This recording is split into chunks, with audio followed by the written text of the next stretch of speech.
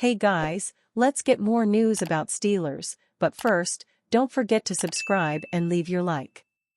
Steelers Mike Tomlin says 4 words on QB decision after Russell Wilson beats Jets.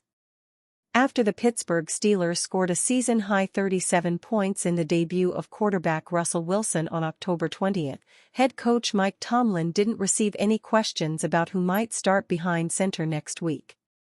In fact, the media present at Tomlin's post-game press conference didn't address the Wilson versus Justin Fields debate from before Week 7 with any of their questions. That is, until former NFL wide receiver Brandon Marshall stepped into the media room.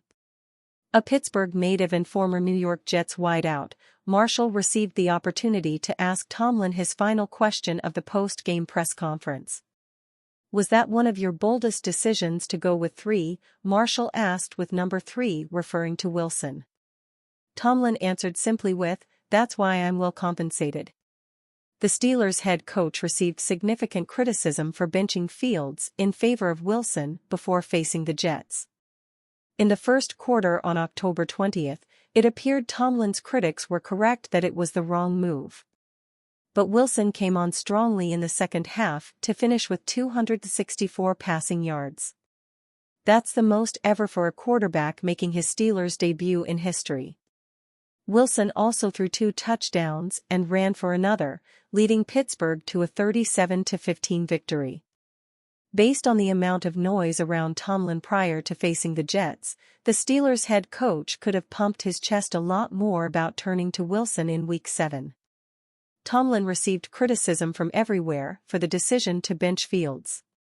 NFL analysts, Steelers fans on social media, and even former Steelers quarterbacks Terry Bradshaw and Ben Roethlisberger were vocal about disagreeing with Tomlin's choice of Wilson. "I totally disagree with this decision by Mike Tomlin," the head coach, Bradshaw said on the Fox NFL pregame show on October 20 via Steelers Depot. "I would stay with Fields. Fields fits this team's personality. They like to run the football. He's a big, strong running quarterback, athletic enough but also a guy who can move the football through the air. I don't understand the move. If Sean Payton, one of the greatest defensive minds in the NFL, gives up on a guy that throws 25 touchdowns and 6 interceptions after 15 games, I'm telling you that there's something wrong with Wilson that I don't know about. But I know this, in my opinion, Wilson should not be starting today." Multiple NFL insiders reported before Week 7 that even members of the Steelers organization disagreed with benching Fields. On October 20, The Athletic's Diana Russini reported that some people she talked to around the league believed the Steelers were only starting Wilson to avoid the conditional 6th-round pick they sent to the Chicago Bears for Fields becoming a 4th-round choice. That will happen if Fields plays 51% of Pittsburgh's offensive snaps this season. Russini also wrote on October 19 that the Jets were happy about the news Wilson was starting instead of Fields. But the Jets were certainly not happy after having to face Wilson.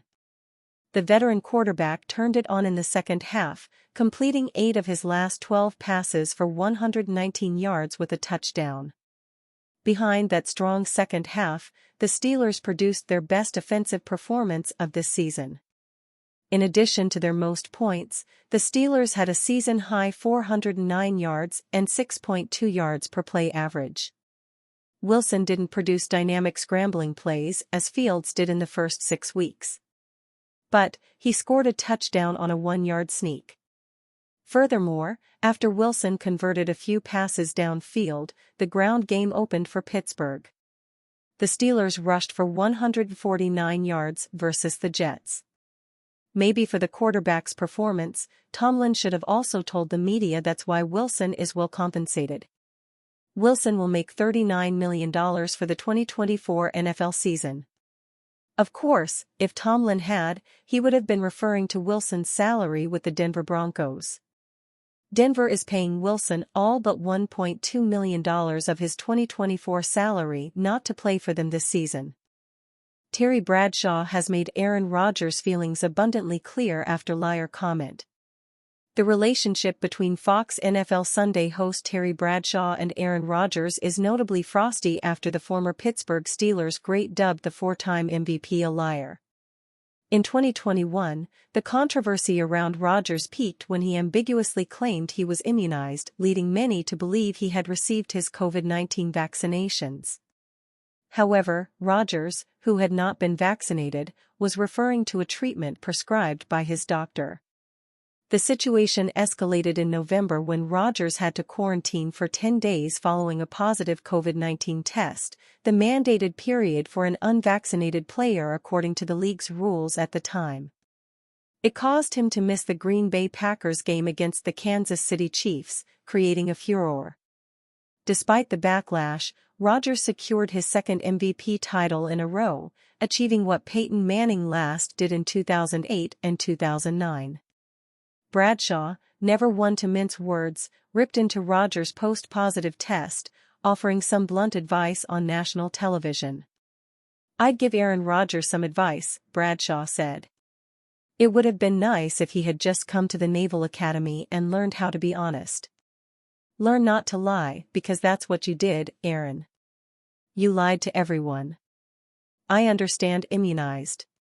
What you were doing was taking stuff that would keep you from getting COVID-19.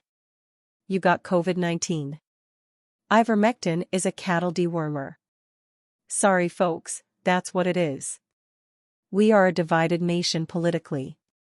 We're a divided nation on the COVID-19 whether or not to take the vaccine, and unfortunately, we've got players that pretty much only think about themselves, and I'm extremely disappointed in the actions of Aaron Rodgers." Pittsburgh Steelers lose defensive tackle after suffering knee injury. The Pittsburgh Steelers lost a defensive lineman to injury against the New York Jets. Veteran Montravius Adams was initially labeled as questionable but then ruled out in the third quarter. He was a late addition to the injury report after suffering the injury during Friday's practice. Adams tried to tough it out, but logged just 5 snaps before his exit. As a result, Dean Lowry and Isaiah Loudermilk have played more snaps for the Steelers. Adams has dealt with injuries in the past. He suffered a knee injury last year and missed multiple games. Adams signed a 2-year deal with the Steelers this offseason to keep him in Pittsburgh through the end of the 2025 season. In addition to Adams, cornerback Dante Jackson is out for the rest of the game with a shoulder injury. Jackson was replaced by veteran cornerback James Pierre.